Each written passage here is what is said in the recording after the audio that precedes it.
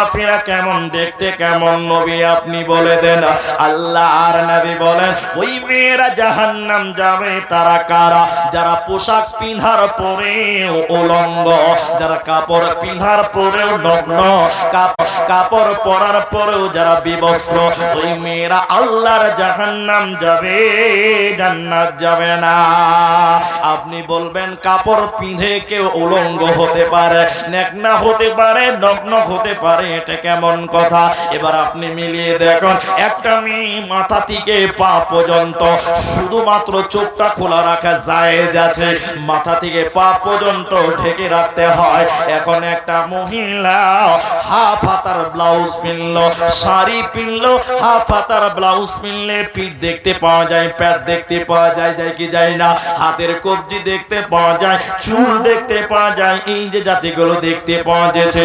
নবী বললেন ওই